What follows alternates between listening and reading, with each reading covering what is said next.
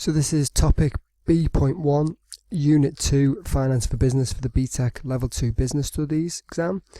As with the previous videos, I'm going to be talking reasonably quickly. There's a lot to try and get through. Really think about developing great revision notes. If stuff's difficult, be resilient, use the textbook pages that you've got at home, use resources online to try and really work through the problems, because it's when you're working through problems that you will learn the most. This topic is about break-even. It's topic B.1. So understanding planning tools businesses use to predict when they start to make a profit, and this is all about break-even. The formula which comes up will be given to you in the exam, but you really need to know how to manipulate that formula. We'll come back to this towards the end. So first of all, when we're doing our break-even, we need to think about completing the axes. So if we consider that this is our break-even graph, the bottom we've got our units, and on this side our label is costs and revenue, or costs/revenue. It's got to be both, because we're going to put revenue lines on there and cost lines on there.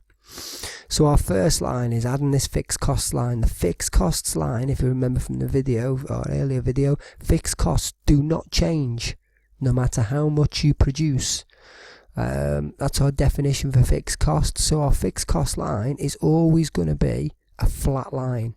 So if the fixed costs are £20,000, as is indicated over here, then if we sell none, our fixed costs will always be £20,000.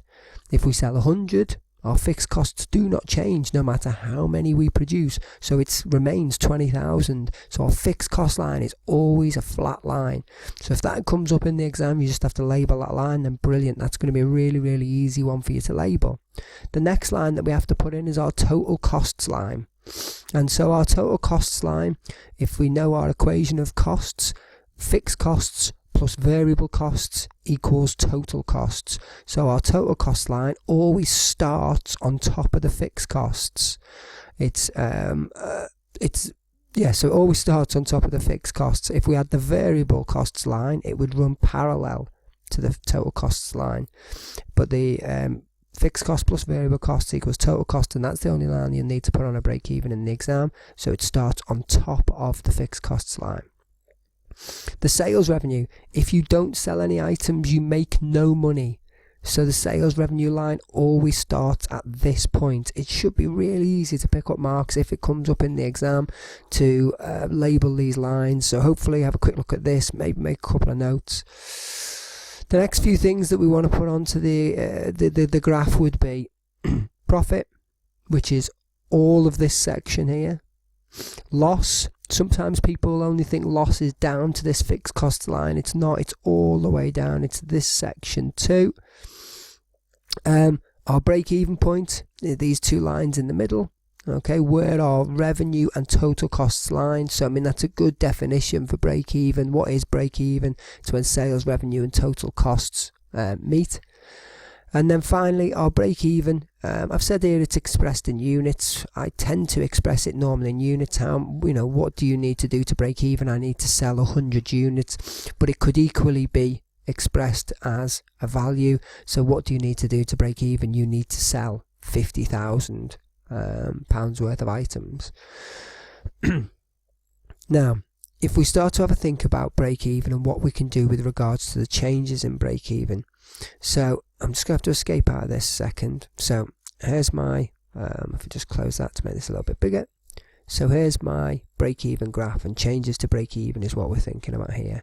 So if I look at my revenue line, I know it's my revenue line because it starts at 0.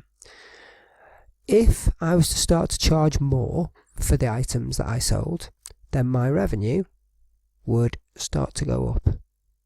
Okay. So my line moves this way to the left, and look what it does to the break-even. It moves our break-even point much lower down. So I'm hoping that most of you would see that as common sense. If you start to charge more for an item, then your break-even point, oops, let's put that back. If you start to charge more for an item, then your break-even point will move and become lower. Okay. Equally, if we just do this again, and we move our revenue line down, so we're charging less per item, then our break-even point moves to the right. We have to sell more items. So if you're selling them for less, then you have to sell more of them before you've covered your cost. And we can do the same if we just move this break-even point back. So our break-even point's roughly there. Oops. So we can do the same with our costs. What happens if our costs go up? So let's think about our fixed costs first. So our fixed costs move up. Then our total costs, which is fixed costs plus variable costs, has to move up too, because it has to sit on top of that line.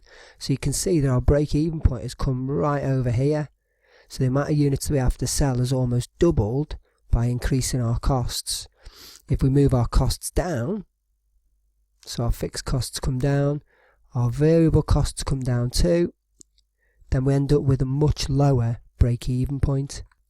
So you can have a think about that and think about the way that increasing revenue or charging more for your products will mean that the break-even point becomes easier. Decreasing revenue or charging less will make the break-even a bit harder, and then costs, as they change, if the costs come down, break-even becomes easier. As costs go up, break-even becomes a little bit harder. So have a little bit of a think about that before you move on. Really try and get that into your head. So if we look at our next slide, so this is trying to think about the formula.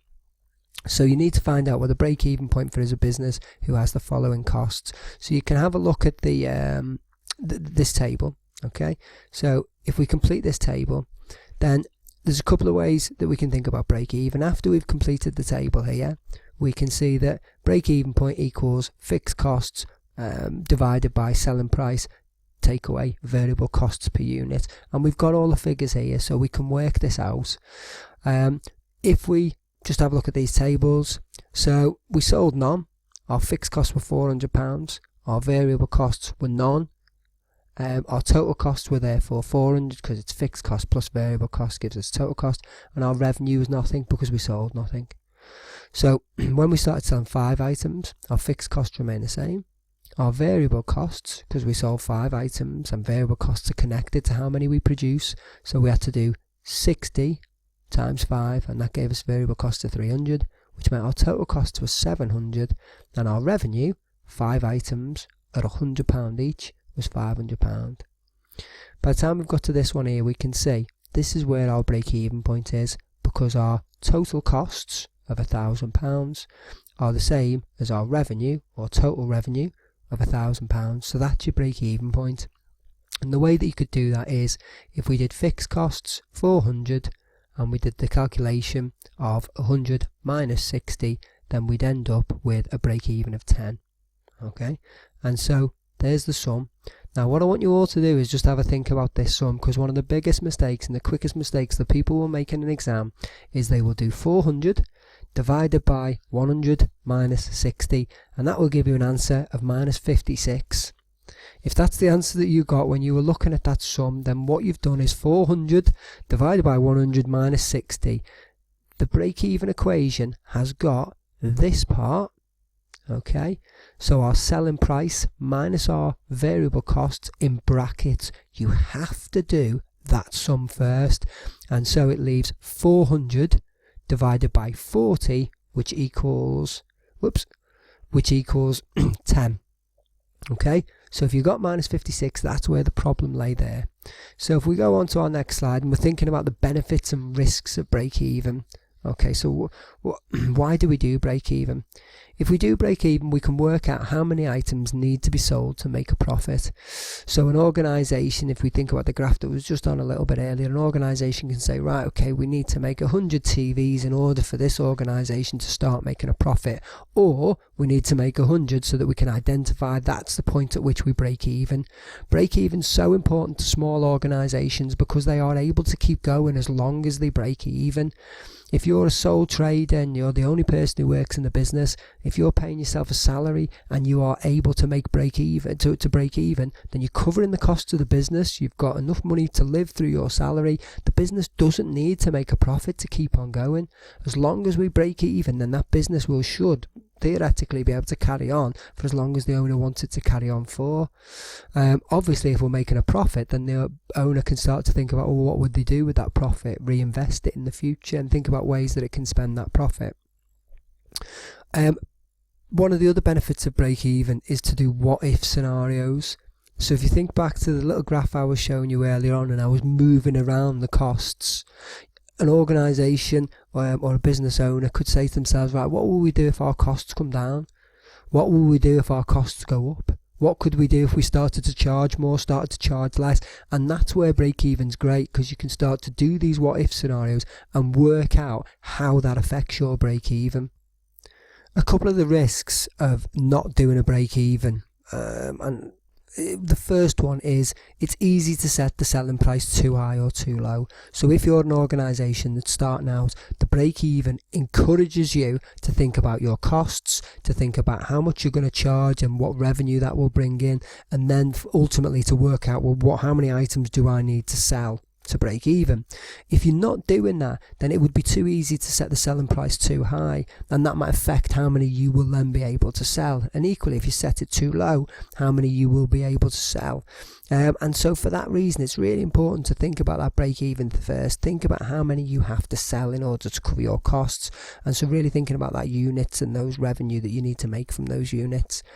Another risk of not doing a break even is that if you don't know what your margin of safety is, so let's say we're an organisation and we are currently selling 200 items and our break-even point is 100 items. If you know what your break-even point is and sales start to dip, you're having a bad month, but the sales are 125, then you would know as the business owner, look, it's nothing to worry about there. We're still above our break-even, okay? It's not great. We need to think about ways we can get sales back up, but we're still above break-even.